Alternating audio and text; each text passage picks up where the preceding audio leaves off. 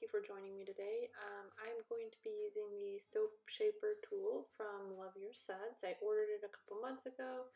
I've made the recipe a couple times just to try out different things and see what the technique would be like. You can order it on her website. I'll put a link below. I'm not endorsed by her or anything. I just really like her soaps, and I thought it would be nice to use her soap tool and see if I could get the same desired look she got. Now the tool comes apart in several pieces and it's really easy to use, and she also has things where you can order custom shapes or whatever you want, so you can swap those out. Or I was thinking you can probably even make your own, maybe using the Pringles can lid that I'm going to use.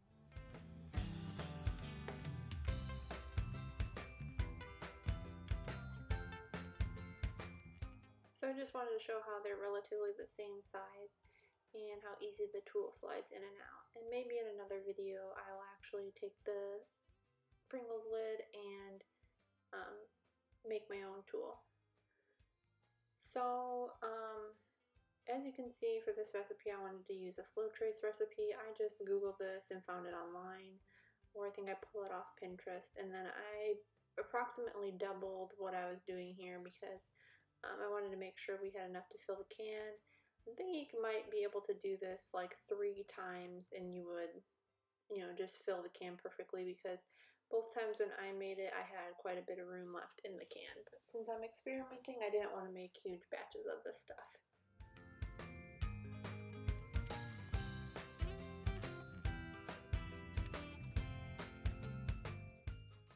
For this recipe, I also picked a slow trace recipe, and I would highly recommend that if you were going to do any intricate design work, such as something like the pull-through method. And once the soap had, a light emulsion, I went ahead and started dividing it into my 3 containers for 3 different colors and made sure it's pretty equal. One mistake that I did make is that since this batter has a lot of olive oil in it, the soap kind of stayed this yellow color.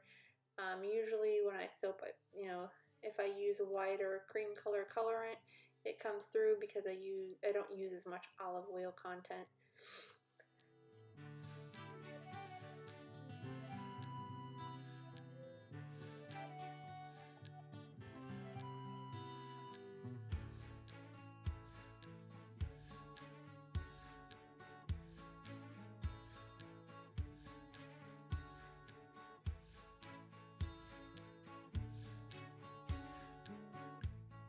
So like I said before, I did make this soap twice, and I also was experimenting with a new company that I ordered some fragrance oils called Candle Science. A while back they had a 99-cent sale on all their, I believe, 1-ounce bottles of fragrance oils. And I just saw it in a soaping group, and I thought it would be good to try them out and see how I like their fragrances. The one I used, I believe, was called Cactus Blossom, and then the other one was Orchid and Sea Salt, and both of those, I'm just going to say, smelled amazing. I didn't have any issues when I was soaping with them, no acceleration or ricing or discoloration or anything like that.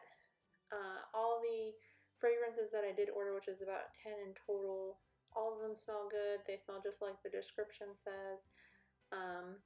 And the ones that I've used so far have behaved well.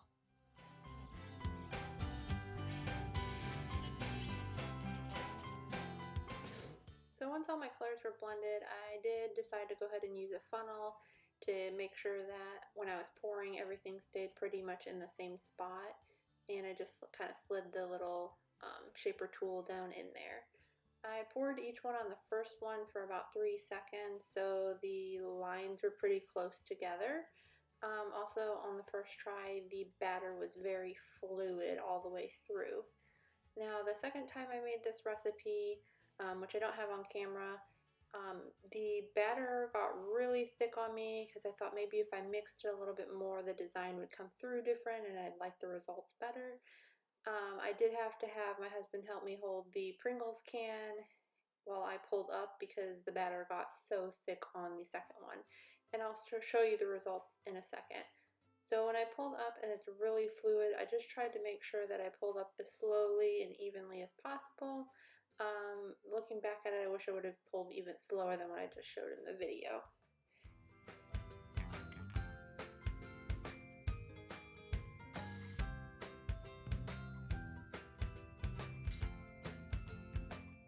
So as you can see in the wet soap, you can still kind of see the white layer, but once the soap finally cured, we weren't really able to see that white anymore, so I was a little bit disappointed. And here's the final results. Not quite sure, maybe I didn't mix the batter well enough or something, but you can see the shape is sort of rounded, squiggly lines, and on this one I like the design slightly better. I just wish that it needs to be mixed better, and I need to try again with this one.